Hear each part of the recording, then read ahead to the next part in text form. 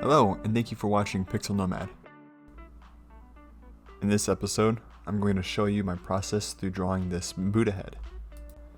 While Buddhism is practiced in many countries, I wanted to focus on the aspect of Japan's. I wanted to portray a lot of their architecture, a lot of their shrines, and some of their technologies like the bullet train. I think Japan is a very beautiful country, and I couldn't get enough of it when I visited. But I didn't want just normal stuff floating around his head. I figured maybe I should add some kind of light accent, hence the kind of neon light underneath the train. Drawing the head was actually the easiest part, as there are very many different styles and references you can choose from. I got him into a facial feature and position I liked, and then I just added stuff on top of it in different layers. Everything more or less ended up being random, but I knew I wanted to include the train, and I wanted it to kind of snake around his head, why I kind of drew a snake in the first place. The snake outline is more or less a guideline to finishing the drawing of the train. I also had to think about the different perspectives of each kind of section of the train. I didn't want them all facing the same way. I wanted it to kind of twist and turn as it's spinning around the head. Each additional asset I draw for the head, I kind of focus and I turn everything else off, and then I can adjust and move things around to my liking later on. Once things are more or less placed where I want them, I'll give them a general color on their respective layers. That way I can get a better idea of what they'll look like once they are winding in and out of each other. The longest part of the whole process is in fact the cleaning of the lines. I want to make sure everything looks neat and accurate as they kind of play a part with each other.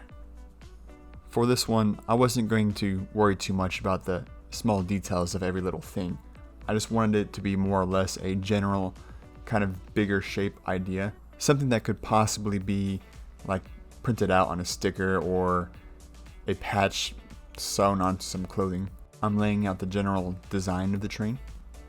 Now I'm moving on to the shrine itself, and it will be colored in the reds that it usually is. Again, not focusing too much on the detail. In this one, the detail will come from the shading and the coloring.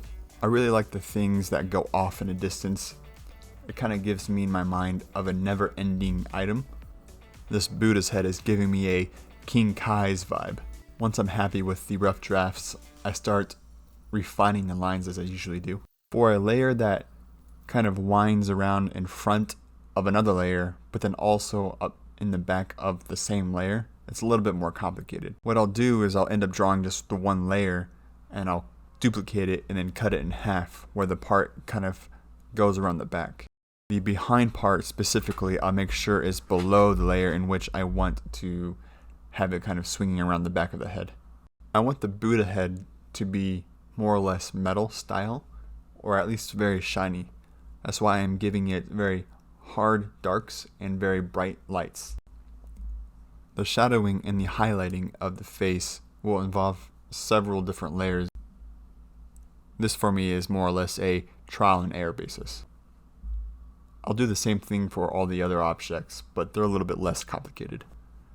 For the neon underneath the train, I'm just doing a gradient fill from light blue to transparent from the train coming outwards. I'm keeping in mind of the contours of the Buddha's face, where the light will kind of end and bend around.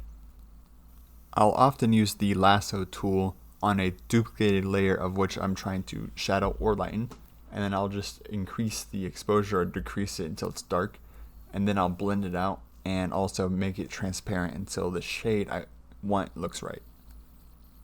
I hope my drawings and my methods give you some ideas, and I hope you enjoyed this video, and if you did, please like and subscribe. This has been Pixel Nomad, and until next time.